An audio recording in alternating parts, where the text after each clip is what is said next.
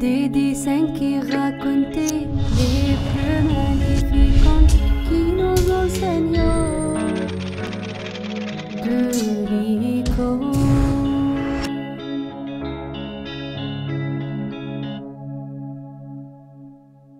Aujourd'hui, notre icône va nous parler d'un saint avec une longue barbe qui couvre tout son corps. C'est le saint ermite Abonofre. On va voir Abonofre dans une grotte, dans le désert, et il devient moine parce qu'il aime Jésus.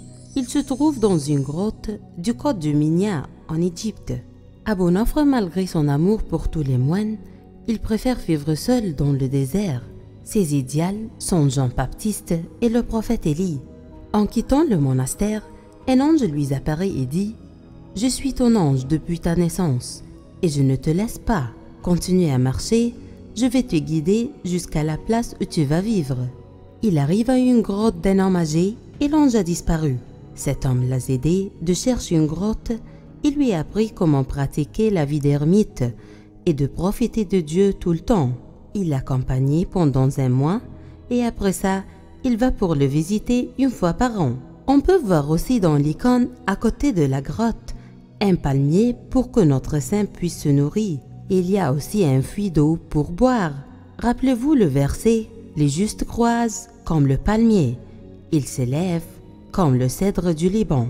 Psaume 92, 12. Cela signifie comme une plante qui fleurit dans de bons fruits. Le saint Abonofre aussi grandit dans la sainteté et l'amour de Jésus. Et nous trouverons notre saint vêtu de vêtements très simples, avec des feuilles de palmier. Même dans sa grotte, il n'y avait que sa croix qu'il utilisait dans sa prière. Saint Abonofre a grandi dans l'amour de Jésus en devenant ermite. C'est un haut degré de monachisme dans lequel le moine vit dans le désert pendant des années sans voir personne. Il passe sa vie à louer notre Seigneur et à prier pour le monde entier. Avant son repos, Jésus a envoyé Saint Bévenothi pour nous raconter son histoire et enterrer son corps. On voit aussi qu'il tient une feuille dans sa main qui contient ses paroles et aussi un cercle lumineux autour de la tête. Cela révèle sa sainteté, parce que notre Église veut que nous connaissions sa biographie et que nous l'imitons dans sa foi. Elle célèbre la fête de sa mort le 16 Bakuna de chaque année copte.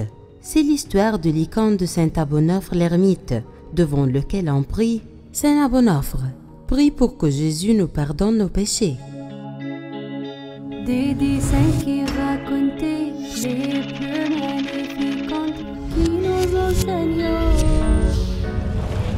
de